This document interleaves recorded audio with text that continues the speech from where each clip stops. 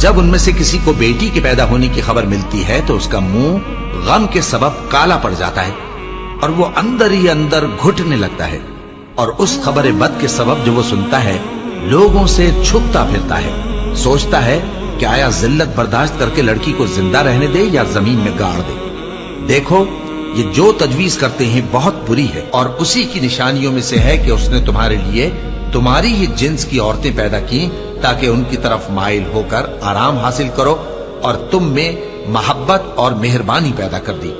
जो लोग गौर करते हैं उनके लिए इन बातों में बहुत सी निशानियां हैं, और औरतों का हक मर्दों पर वैसा ही है जैसे दस्तूर के मुताबिक मर्दों का हक औरतों पर है।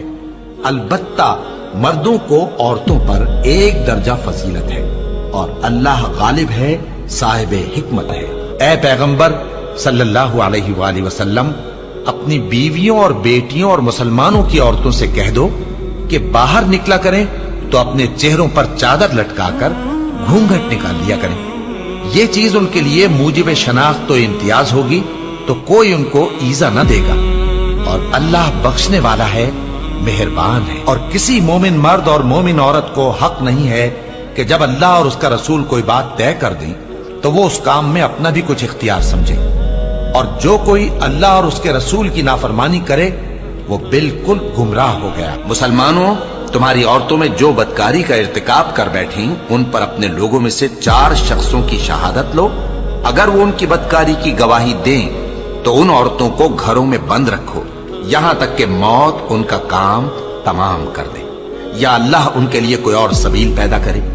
और जो 2 मर्द तुम में से बदकारी करें तो उनको ईजा दो, फिर अगर वो तौबा कर लें और नेकुकार हो जाएं तो उनका पीछा छोड़ दो। बेशक अल्लाह तौबा कबूल करने वाला है, मेहरबान है। और जिस चीज में अल्लाह ने तुम में से बाज को बाज पर फजीलत दी है उसकी तमन्ना मत करो। मर्दों को उन कामों का सवाब है जो उन्होंने किए, और औरतों को उन कामों का सवाब है जो उन्होंने किए, और अल्लाह से उसका फजल करम मांगते रहो।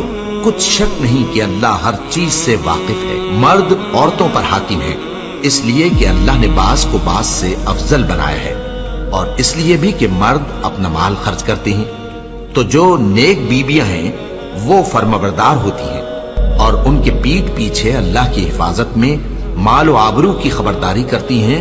और जिन औरतों की निस्बत तुम्हें मालूम हो कि सरकशी और बदखुई करने लगी हैं तो पहले उनको ज़बानी समझाओ, अगर न समझें तो फिर उनके साथ सोना तर्क कर दो। अगर उस पर भी बाज ना आए तो जदोकोब करो, फिर अगर तुम्हारा कहना मान लें तो फिर उनको ईजा देने का कोई बहाना मत ढूंढो।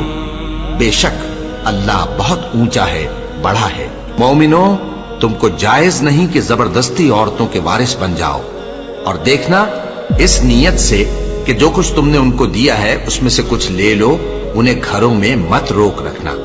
हाँ, अगर वो खुले तौर पर बदकारी की मुर्तकिब हों तो और बात है, और उनके साथ अच्छी तरह से रहो सहो। फिर अगर वो तुमको नापसंद हो तो अजब नहीं कि तुम किसी चीज को नापसंद करो और अल्लाह उसमें बहुत सी भलाई पैदा कर दे। बदकारी करने वाली औरत और बदकारी करने वाला मर्द जब उनकी बदकारी साबित हो जाए तो दोनों में से हर एक को 100 दुर्रे मारो।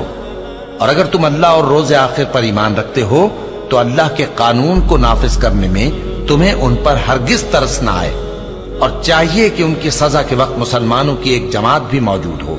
बदकार मर्द तो बदकार या मुशरिक औरत के सिवा किसी से निकाह नहीं करता, और बदकार औरत को भी बदकार या मुशरिक मर्द के सिवा और कोई निकाह में नहीं लाता। और ये यानी बदकार औरत से निकाह करना मोमिनों पर हराम है। और जो लोग परहेजगार औरतों को बदकारी का ऐब लगाएं और उस पर 4 गवाह न लाएं तो उनको 80 दुर्रे मारो, और कभी उनकी शहादत कबूल न करो, और यही बदकिरदार है। हाँ, जो उसके बाद तौबा कर लें और अपनी हालत संवार लें तो अल्लाह भी बख्शने वाला है, मेहरबान।